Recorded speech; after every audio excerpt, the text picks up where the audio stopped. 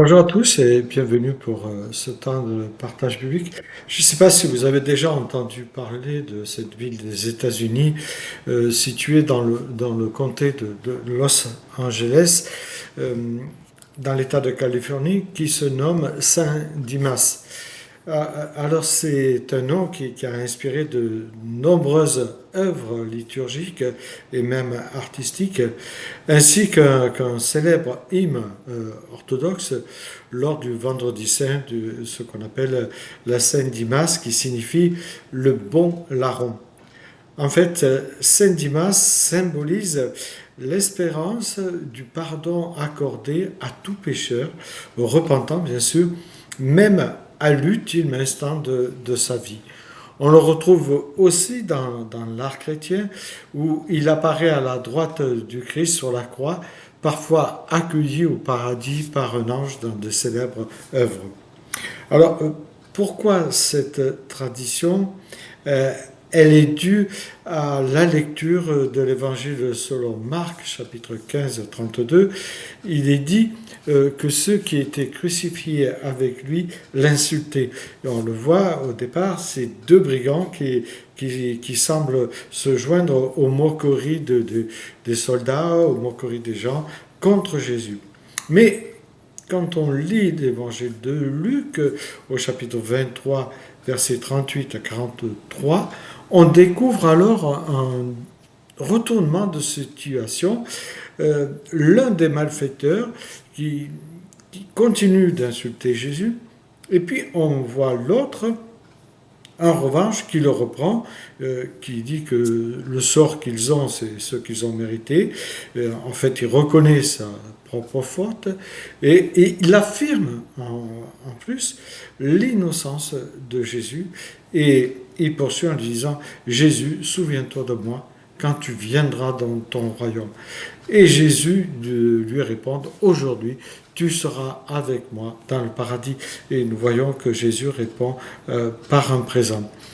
Alors, qu'est-ce qui peut conduire, ou qu'est-ce qui a conduit l'un de deux à reconnaître ses fautes? Je pense que la dignité de Jésus, sa présence silencieuse devant ses souffrances, et puis c'est cette parole qu'il va prononcer sur la croix, ont certainement bouleversé, en tout cas interpellé cet homme. Toute son existence, ainsi que l'attente encore confuse, mais déjà ancrée au plus profond de son âme, euh, concentre alors dans ce cri, Jésus, souviens-toi de moi lorsque tu entreras dans ton royaume, lorsque tu viendras dans ton royaume, en ton royaume. Un mourant, on pourrait dire un mourant, oui, c'est un mourant, puisqu'il est sur la croix, voit Jésus mourant et lui demande, et c'est tout le paradoxe, lui demande la vie.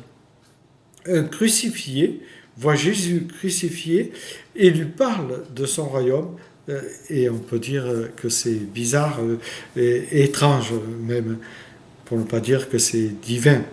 Cependant, c'est là toute la force de cette déclaration de Paul affirmant que la prédication de la croix est une folie, mais folie pour ceux qui périssent, mais pour nous qui sommes sauvés, elle est puissance de Dieu, nous dit l'apôtre Paul dans 1 Corinthiens 1, 18. Avec une certaine ironie, Paul qualifie le ministère de l'Évangile de folie de la prédication.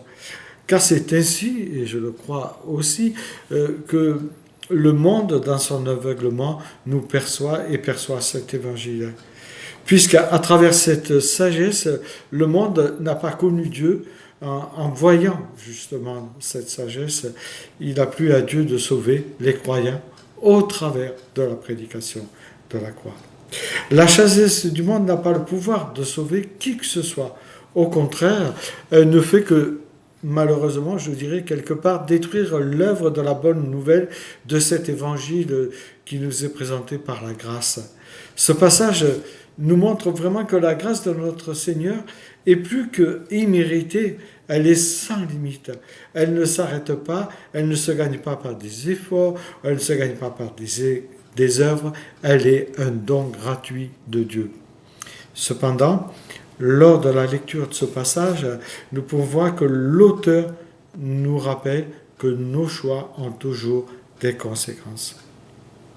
L'évangéliste Luc nous le démontre à travers les deux brillants crucifiés aux côtés de Jésus.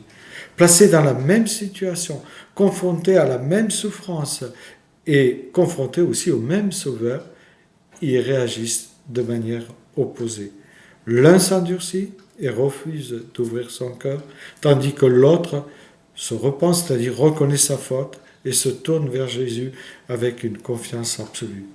Ainsi, on constate qu'à partir de conditions identiques, nos décisions peuvent diverger, entraînant malheureusement des destinées radicalement contraires. Je vous souhaite une bonne journée à chacun.